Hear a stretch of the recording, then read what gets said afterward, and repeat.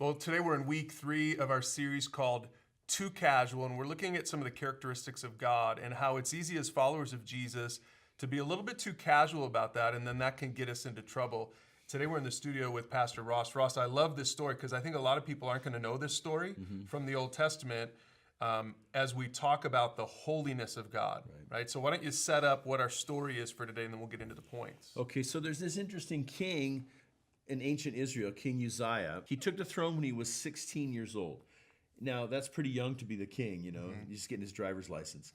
But the thing is, it shows early in his reign that he really sought the Lord. And he sought godly counsel, and someone helped him to fear the Lord, which means that he really had this proper perspective on how great God is and how small he is. And so, as a result, it said God gave him all kinds of success.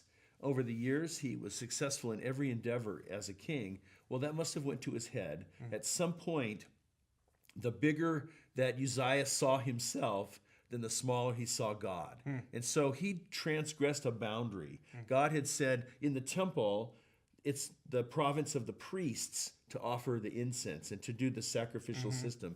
Uzziah said, well, how come I can't do that?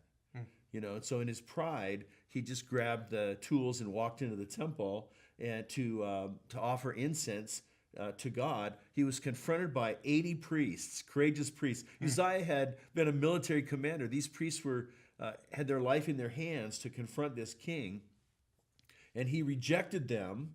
He said, no way, I'm going to do it. And as soon as he rejected their appeal, God struck him with leprosy. And so suddenly, like, oh my gosh, he realizes, oh, he really blew it. He hurried out of the temple, but he never reigned as king after that time. He was ostracized from that time on. Now, Pastor Ross, to the modern reader, I could just imagine people out there hearing the story, maybe reading it. If you want to read it, we'll put the notes below. You can read it for yourself. I think modern readers might say, that doesn't seem like the God that I know. That seems kind of harsh. That seems kind of legalistic. Right? That kind of a God. You read that story, and I mean, how can you blame a modern reader for having that approach, right? Because, and this is why we're doing this topic, because our modern readers, we don't really understand the holiness of God. Yeah. And so this is a great illustration of that. So the holiness of God doesn't mean that he's like vindictive or he's just, ticked off all the time. It means that there's something unique and special about God that sets him apart from everything and everyone else. So in fact, the biblical writers, this story is a great object lesson because it involves the temple. And the temple is a physical representation of the holiness of God. And so it shows us two things. God is separate from his creation. He's transcendent. He's so far above us that we can't, even compare to him.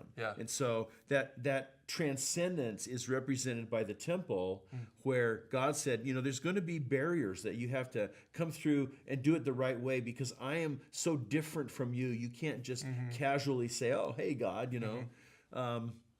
Now, Jesus, in retrospect, Jesus is the one who takes us through those barriers. Right? Yeah. So, but pre-Jesus, God said, I'm going to set apart certain people who can approach me, and you have to approach me through them because I'm so different. I'm so transcendent, so holy that you can't just walk in casually.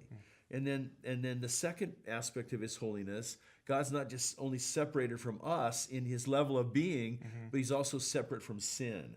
And so for God to be holy means that he's not tainted by any moral imperfection. There's nothing about God where he blew it or where he's compromised in any way. And so the temple also is an object lesson of that, because you had to offer sacrifices for your own sin to walk into the most holy presence of God.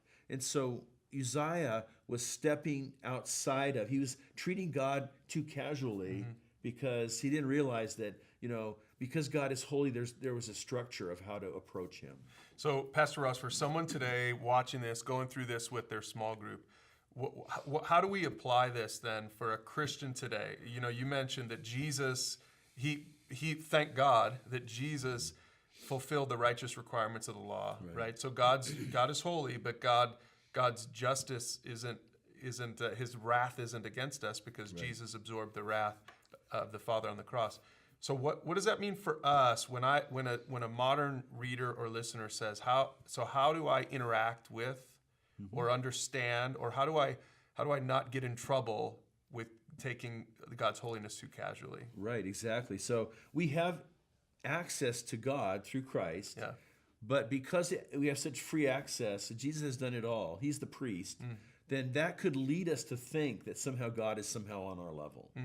And so the one application for God's holiness is that we are humbled. You know, we're contrite. We should be contrite. We should be grief-stricken over our own sin and the ways that we fall short of God. Now, we can come boldly into his presence through Christ, Right. but we don't ever come, I guess, cavalierly into God's presence. We never lose that sense of contrition and humility as we approach this awesome God who's so far above us.